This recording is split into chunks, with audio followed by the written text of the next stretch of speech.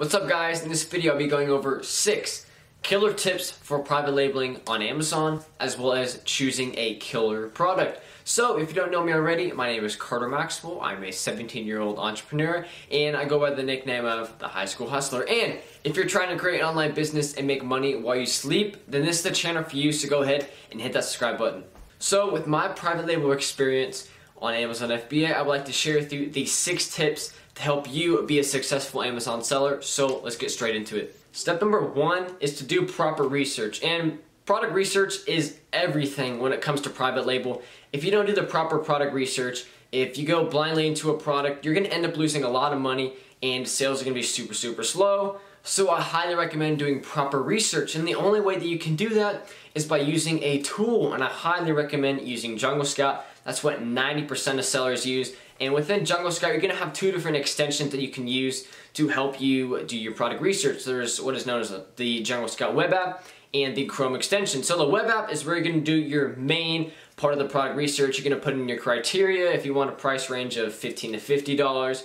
If you want the product to be under 50 reviews, criteria like that. And then once you've possibly found a product with good numbers on the web app, you can then go back onto Amazon and search that broad term for that product, pull down the Jungle Scout Chrome extension, and just view the database of how well that product is selling and how well other competitors are selling as well. And that's huge when it comes to private label, so that is the first tip when private labeling. Step number 2 is differentiating your product from the competition. And I know this might sound silly, but you're already branding your product with your company name and your company logo to then resell it back on Amazon. But sometimes that's actually not enough. There's maybe too much competition, or everyone has the same pictures or something along that line. So you have to differentiate yourself, and that's why I highly recommend bundling. Alright, so with bundling, you're selling the original product and you're adding something onto it that is hopefully going to up the value and basically help the buyer benefit more. Basically creating a bundle, differentiating yourself from the competition. So if everyone is selling, if 10 sellers are selling the same item and you add a second variety item onto that product, you have what you've created, a bundle. No one else can be able to sell that, and it's going to be a lot harder for hijackers to come onto your listing. So differentiating your product from the competition is the second tip when private labeling on Amazon FBA. So the third tip when private labeling is to create a high quality optimized listing.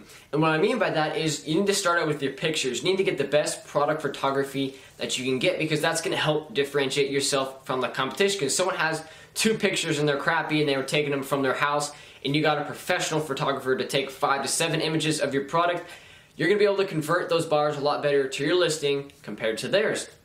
And other than pictures, your title, your bullet points, and your description are going to help the buyer basically decide to purchase your product or not, because in your title is kind of going to give a glimpse of what exactly they're purchasing and getting within that purchase. And the bullet points are kind of there to help show the features and benefits of the products. So hopefully if you can get a buyer to read those, they're going to be able to convert and purchase your product a lot more. So that is the third tip when private labeling on Amazon FBA. So the fourth tip for private labeling on Amazon FBA is learn to use different tools to your advantage. Alright, so as a one-person team or even with employees, you're eventually going to have to use some software, some database to help enhance and basically make your business model a lot more efficient.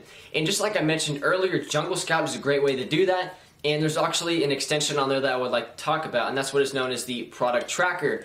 And most people don't utilize it, but what you can do is you can actually add any product on Amazon to that tracker. So for instance, we're wanting to track how well product X is selling. So what you can do is you can just copy the ASIN into the Amazon, into the Jungle Scout product tracker. And basically what it's going to do is after 48 hours, it's going to pull down a database of how well and how often that product is sold, from the sales rank for each day to the units sold each day, and a lot of different criteria like that. And you can use that to your advantage. If you are looking into a product and you're wanting to see if there's enough sales velocity, you can add the top 4 people to that product tracker, go back onto that product tracker and see how well they've been selling, see how many units they sold yesterday, how many units they sold a month ago, and stuff like that. And that's just the power of using tools, because you're using them to help just advance your business and be a lot more efficient. So that is the fourth tip for private labeling on Amazon FBA. So the fifth tip for private labeling on Amazon FBA is to avoid seasonal products. So I know when doing product research,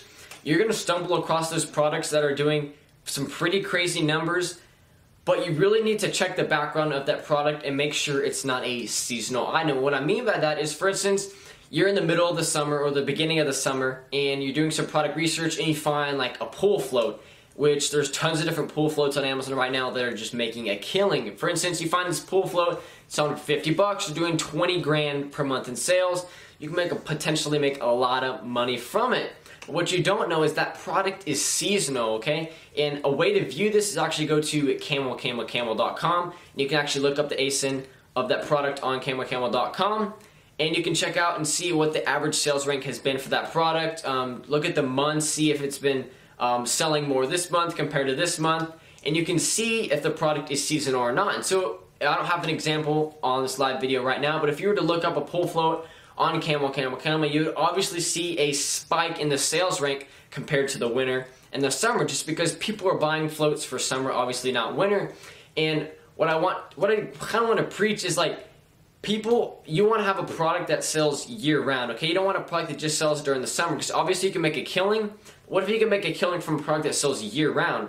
And I actually did do a seasonal product for my first product because I was a beginner and I didn't really know what I was doing. Made a killing during that time, and then I didn't know how to properly exit from that product, and ended up having a lot of extra stock going into these slower months and ended up losing a lot of money on storage fees, just inventory costs just sitting there. And so that's just the tip, the 5th tip for private labeling on Amazon FBA. So the 6th tip when private labeling on Amazon FBA is to understand all the Amazon fees as well as your product fees. So people often leave out fees that are potentially losing them a lot of money. For instance, when you purchase your product, you're going to have your unit cost, you're going to have the shipping cost included for each unit, you're going to have a payment service fee if you pay through PayPal, or if you pay through Alibaba Trade Insurance, there's going to be a fee for that transaction. And you need to make sure you're calculating all those into each unit so you can get a per unit price. And once you have that per unit price, you need to calculate on Amazon, on the Amazon FBA calculator, exactly how much you're getting in return. So if you're selling your product for $19.99, how much exactly is Amazon taking from fees? After the fees have been taken out, you put in your per unit price and how much you're exactly receiving in a profit. And that's a big thing that sellers miss out on.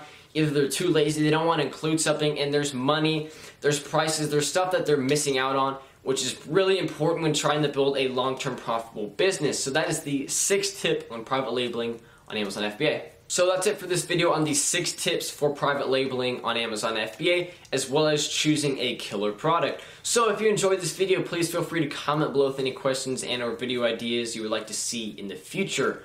Also, don't forget to like and subscribe, as I'm always giving away different tips and tricks on how to make money online. And on that note, I will see you guys next video.